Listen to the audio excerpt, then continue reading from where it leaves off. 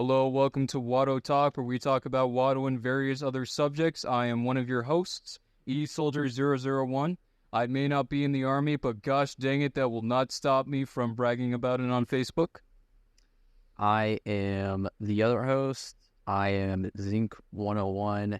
I am literally part of the periodic table. I am an element. I can verify that. He's sitting right next to me right here. He's literally an element, which is impressive, that an element can form thoughts and talk. I just think it's impressive. Well, our first subject today is going to be about the infamous Ocean Gate. Oh, the little corporate oopsie right there, the little oopsie daisy, as some would say, or as most normal sane people would call it, an utter tragedy. Yeah, as many of you know, the submarine Titan went to see the Titanic at about 4,000 feet. It disappeared within about the next 2 hours, which, if you don't know about submarines and disappearances, is not a good thing. And there was a wild manhunt on it for a couple days until eventually it was confirmed that it imploded. Well, all I have to say is when you mess with the Titanic, you get the horns. Exactly. You get those horns, and those horns are sharp, and those horns are implosion. The sub itself was just kind of a tiny piece of crap. Like, literally the only thing holding that together was, like, maybe duct tape. It was made out of carbon fiber, which is an untested material. They did not use titanium, and they controlled the entire sub with a Logitech controller, which I had to look that up on Google because I thought they were joking. Like, oh, they're using the control with a Logitech controller. I'm like, that can't be real. And it's real. It's real. That's actually what they used to control the sub. The only time I used the Logitech controller was when I was playing those terrible video games that you get on those minivans. You know that those TVs in the back seat and the minivans. That's the only time I used the Logitech. Oh, I think I know what you're talking about. Yeah, and they're not really that good. Oh no, they're horrible. Like, I don't think I've ever used a Logitech controller, but from what I've heard, there's also a lot of technical issues with the controller. A lot of reviews saying that there is what it's called, like the stick drift. So not exactly like a Joy-Con drift, but still equally not good. Only thing I'm surprised is why would they call their company Ocean Gate? It really just sounds like every controversial thing in existence. Every single scam, like, ever, like, throughout history. It's like, oh, we're going to call our company Ocean Gate. It's like they were trying to go for controversy. They just wanted to go for that, W. And the W in this sense is the pioneering subcraft technology, which they didn't do. I mean, they did teach us a lesson, though, and don't sheep out and, actually verify your submarine with professionals that know what they're doing before you plunge 4,000 feet under the ocean. Yeah, don't try to be an innovator when clearly science is going against you. That was like one of the quotes from the CEO, of course, before he passed away, is that he thought that safety regulations got in the way of innovation, which is just like the most craziest thing that I've ever heard. Like, it was already telling that submarine was going to fail. Literally everyone was saying, you really should not put yourself, like, in this gigantic bathtub and send it down, like, past 4,000 meters, but they did it anyway. Well, all I have to say is that Gollum Game. You hear about that Gollum Game? I heard about that Gollum Game. Good Lord.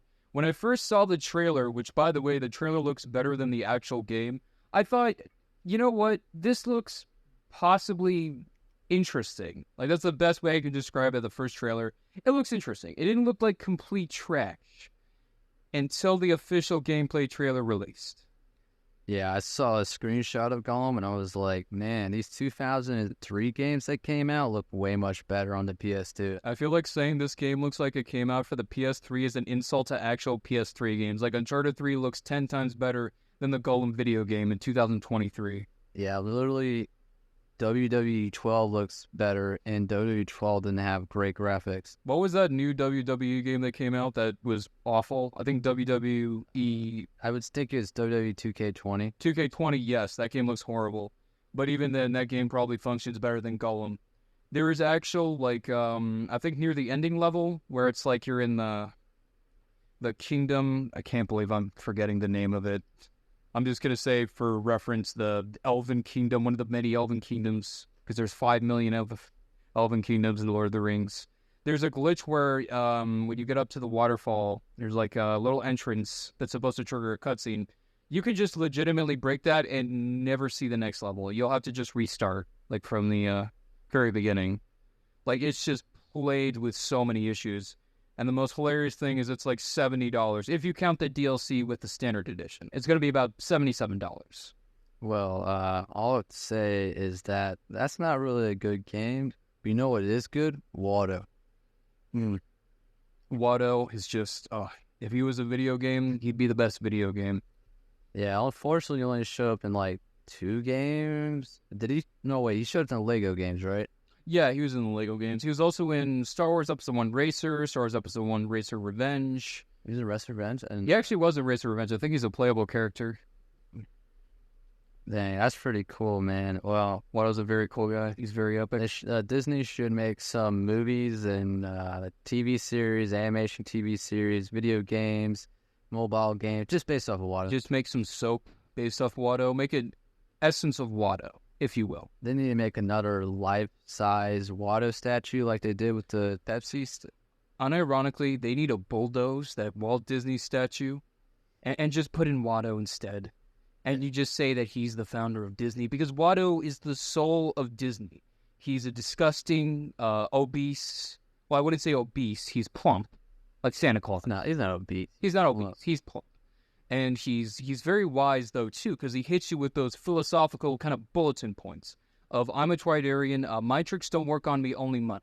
And when I first heard that, I thought, wow, this is interesting. So in the universe of Star Wars, Republic credits are a thing. And he doesn't accept it, man. He doesn't accept it. And that's a boss move right there. All you millionaires with that, that billionaire grind set, really need to listen to Watto on this one. Look, man, Republic credits don't work on me, only hard cash. Yeah, and that's just how we roll. I never will accept Republic clerics. And that's why our source, not Larry, because I don't know who Larry is. Oh, yeah, we should preface by saying this. We used to have an informant named Larry who used to work for us on this podcast that has just been created. And you're probably wondering, well, if this podcast is just created, how can you have an assistant named Larry? Shut up. You don't know anything. You're stupid. Just shut up. Yeah, what are you talking about? Logic? Logic? What's that? Irony? No, we are 100% serious all the time. 24/7 seriousness right here. It really does make me think that Gollum game might be bad. At least it's not expensive as the Lord of the Rings Magic of the Gathering cards. Oh, yeah. Aren't those like $100 and close to $100, right? Yeah, but the collection set is like $500. And I believe that really special ring with that special Lord of the Rings text is like $700. $700? Is that real? Yeah. Magic of the Gathering, man. Very expensive, man. I get okay, Pokemon cards, I wouldn't spend $1,000 on, but I can get why somebody wants a rare Pokemon card. Because it's like, okay, Pokemon, it's nostalgic. It's like there's this rare card that really nobody owns. I get that. Close to $700 for a Magic the Gathering card. Yeah. Is just insane. Well, there's one thing I have to say is that this does kind of remind me of the Spider-Man animation strikes. Yeah, 100 animators quit Across the Spider-Verse, which is a film that I really enjoyed, came out. That recently came out. Well, word vomit. It's actually one of my favorite movies of all time. I really do like how many Spider-Man there are. A lot of Spider-Man. And that twist, oh man, that twist is amazing. I'm not going to spoil it, but it was a really, really good movie. I really enjoyed the film. I mean, I would still say that I prefer the first Into the Spider-Verse, but that's just me. I think the soundtrack was really good, and kudos to the animators, also the animators who were on strike, who also worked on it, did a really good job. But yeah, basically the rundown, 100 animators came out saying that Phil Lord and Amy Pascal, both directors, or I think Amy Pascal is the producer of Into the Spider-Verse. There's a lot of not very good stuff happening there. 77-hour work weeks, which this is on par. Well, I think it's on par with the Marvel VFX team. It's just horrible. Reminds me of Walmart. This reminds me of the Walmart work weeks, 100-hour work, 24/7. I don't think Walmart's that bad, though. I don't know, man. You haven't seen night workers at Walmart? I feel bad for the night workers at Walmart. They have to see like the weirdest, most nonsensical garbage known to mankind. Because pretty much everyone goes into Walmart. All I have to say is one thing is that our favorite video game is Super Mario 64, and I know everyone knows what that game is. It's the game with the fat Italian. I mean, all that speedrun glitches, all that glitches, man, are so fun to do.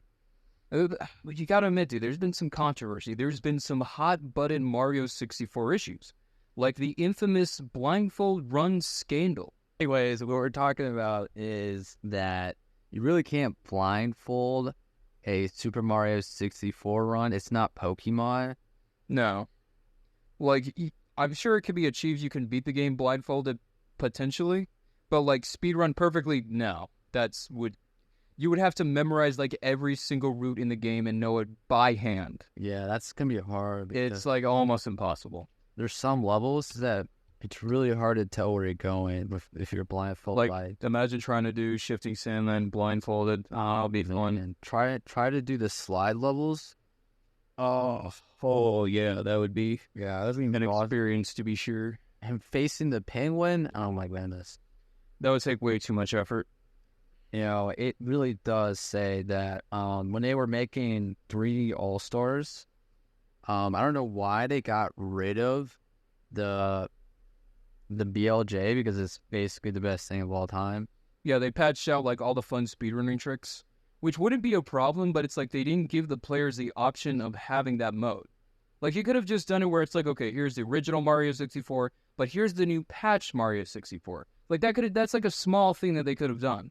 Yeah, but unfortunately they didn't do it because they're Nintendo. They're Nintendo and they're just not Watto. They're not Watto. If Nintendo was run by Watto, I am very, very secure in the thought that it would be one of the best gaming companies. It would wipe the floor with PlayStation. Xbox would be begging on their knees if Nintendo was run by Watto, and if Watto was a real person and not a CGI character from Star Wars Episode 1, 1999. Well, that's going to be the end of our episode. Thank you for not being a terrorist. And goodbye. Yep.